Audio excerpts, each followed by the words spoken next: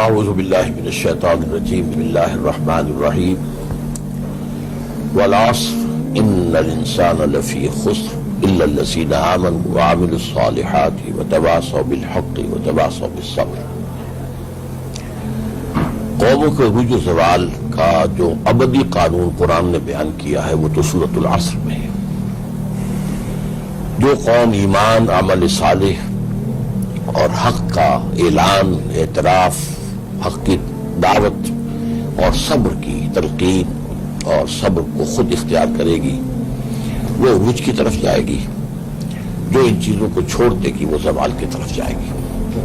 تو یہ تو ہے اٹل قانون اور عمومی قانون ہے، اور اسی کے حوالے سے ستیزہ کار رہا ہے ازل سے تا امروز چراغ مستفضی سے شرار بولا بھی۔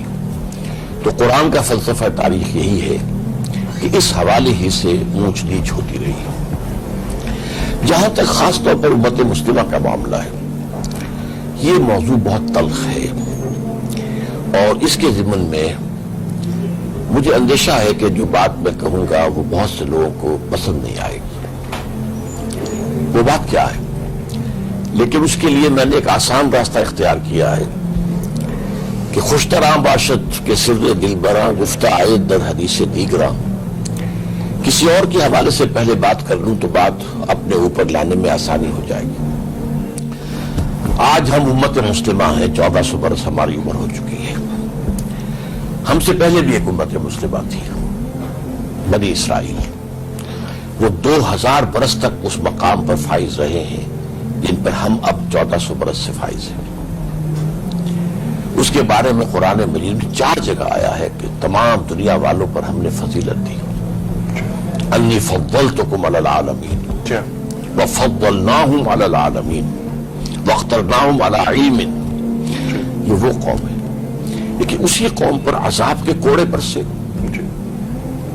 ایک عمومی عذاب آیا، ضربت علیہم الذلۃ والمسکنۃ وباؤوا بغضب من اللہ۔ کمزوری، مسکنت، کم ہمتی طاری ہوتی رہی، اور کبھی کبھی ان پر عذاب کے کوڑے جو ہیں بڑے بڑے میسیکرز اور بڑے بڑے جو ہے قتل عام کی شکل میں ہوئے۔ یہ کیوں ہوا؟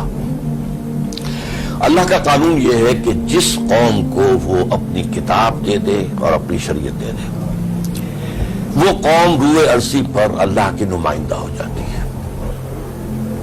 لیکن اگر وہ اپنے عمل سے مس ریپرزینٹ کرے اللہ کو، تو اللہ کی نگاہ میں کافروں سے بدتر ہوتی ہے۔ کافروں کی اصل سزا آخرت میں ہونی ہے۔ دنیا میں بڑے پیمانے پر کافروں کو سزا تب ملتی تھی جب کوئی رسول آ گیا اور اس نے اتمام حجت کر دیا اور قوم نے بحثیت مجموعی رد کر دیا تو ملیا بیٹ کر دیا گیا۔ باقی اصل جو ہے دارالجزا جو ہے وہ تو آخرت ہے۔ مسلمانوں کا معاملہ یہ ہے کہ اجتماعی جو ان کی غلطیاں ہوتی ہیں اور خرابیاں ہوتی ہیں، اس دنیا میں انہیں سزا ملتی ہے۔ فطرت افراد سے اغماض بھی کر لیتی ہے، نہیں کرتی کبھی ملت کی گناہوں کو معاف۔ آج ہم اسی عذاب میں مبتلا ہیں، اس لیے کہ ہمارا فرض منصبی یہ قرار دیا گیا تھا، وَكَذَلِكَ جَعَلْنَاكُمْ أُمَّةً وَسَطًا لِتَكُونُوا شُهَدَاءَ عَلَى النَّاسِ فَيَكُونَ الرَّسُولُ عَلَيْكُمْ شَهِيدًا۔ تمہیں امت بنایا ہی اس لیے، امت وسط بنایا ہے کہ رسول اتمام حجت کر دے تم پر، اپنے دعوت و تبلیغ کے ذریعے سے، اپنے قول اور عمل دونوں سے، اور اجتماعی اور انفرادی دونوں سطحوں پر۔ ایمان اور عمل دو چیزیں ہیں، لیکن محسوس یہ ہوتا ہے کہ ہم دو لختی کا شکار ہیں۔ ایمان کی سطح پر امت مسلمہ انتہائی مضبوط ہے۔ سرکار دو عالم صلی اللہ علیہ وآلہ وسلم کی شان میں کارٹون چھپ جاتا ہے تو پوری امت مسلمہ ایک ہو جاتی ہے، اپنی جان نچھاور کر دیتی ہے۔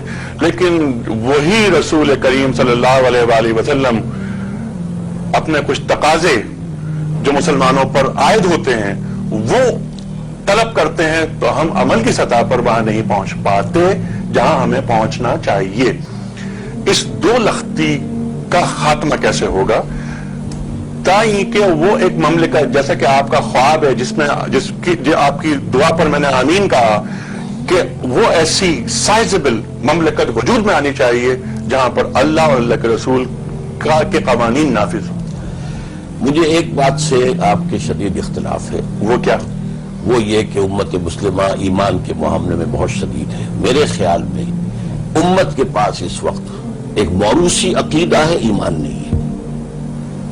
ایک ریشل کریڈ ہے، ایک عقیدہ ہے، دماغ کے گوشے میں پوٹلی بنائی ہوئی رکھی ہوئی ہے. ایمان جسے کہتے ہیں یقین قلبی، جس کو کہتے ہیں کنوکشن، پرسنل کنوکشن، وہ تو نہیں ہے. اگر وہ ہو امت کے اندر تو قرآن مجید میں اللہ کا مستقل قانون ہے اور وعدہ ہے، انتم الاعلون ان کنتم مؤمنین، اگر تم مومن ہوگے تو تم ہی پر سربلند رہو گے، سب سے اونچے رہو گے. تو یا تو قرآن غلط کہہ رہا ہے یا امت کے پاس ایمان نہیں ہے. یہ اقرار باللسان ہے، یہ تصدیق بالقلب والا معاملہ نہیں. الا ماشاءاللہ بہت کم لوگ ہیں ایسے لوگ، وہ رہیں گے ہمیشہ. لیکن بحیثیت مجموعی جو بات ہے وہ یہ ہے کہ what we have is a racial creed, not personal conviction. باقی یہ کہ ہمارے جذبات کے اعتبار سے یہ ہے کہ حضور صلی اللہ علیہ وسلم کی قرآن کی تحقیر ہو جائے گی تو گردنیں کٹوا دیں گے، یہ ایک جذباتیت تو ہے. لیکن یہ کہ قرآن مجید کی سب سے بڑی تحقیر تو ہم کر رہے ہیں جبکہ قرآن کے نظام کو قائم نہیں کرتے، قرآن کے قانون پر عمل نہیں کرتے. حضور کا فرمانا ہے ما آمن بالقرآن من استحل محارمہ، جس شخص نے قرآن کی کسی حرام کردہ شے کو حلال کر لیا اپنے لیے، اس کا ایمان، کوئی ایمان نہیں ہے قرآن پر. آج ہمارا پورا نظام پوری دنیا کے اندر سودی معیشت پر چل رہا ہے. اس سودی معیشت کے معاملے کے اندر ہم حساس بھی نہیں رہے. ہم نے اس کو سمجھا ہے شیر بادر کی طریقے سے وہ معاملہ ہمارے یہاں چل رہا ہے. تو اس حوالے سے اصل میں ایمان کا معاملہ اور ہے، اسلام کا معاملہ اور ہے. ہم مسلمان ہیں اور وہ پیدائشی طور پر ہو جاتے ہیں. وہ تو مسلمان کے گھر میں پیدا ہوا ہوں، میں مسلمان ہوں. ایمان حاصل کرنا پڑتا ہے. اسی لیے سورہ نساء میں ایک آیت ہے بڑی پیاری، یا ایھا الذین آمنوا آمنوا باللہ ورسولہ والکتاب الذی نزل علی رسولہ. اے ایمان کے دعوے دارو، ایمان لاؤ اللہ پر، اس کے رسول پر، جیسا کہ ایمان کا حق ہے. تو وہ ایمان جو ہے، جیسے قرآن مجید میں ایک جگہ کہا گیا ہے کہ خاص لوگوں کے بارے میں قالت الاعراب آمنا قل لم تؤمنوا ولکن قولوا اسلمنا ولما يدخل الایمان فی قلوبکم. یہ بدو کہہ رہے ہیں ہم ایمان لے آئے. اے نبی ان سے کہہ دیجئے تم ہرگز ایمان نہیں لائے ہو. ہاں یوں کہہ سکتے ہو کہ ہم مسلمان ہو گئے، اسلام لے آئے ہیں، ابھی تک ایمان تمہارے دلوں میں داخل نہیں ہوا. یہ ہے اصل سبب. اور اس کی در حقیقت میں جو اس وقت دنیا کے اندر جو تحریکیں چل رہی ہیں، ٹھیک ہے ڈاکٹر صاحب، ان تحریکوں پہ بھی ہم آتے ہیں، لیکن یہ بات تو آپ نے بہت اہم فرمائی کہ ایمان، ہم زبان سے تو یہ بات کہتے ہیں لیکن دل سے اس کی تصدیق نہیں کر رہے.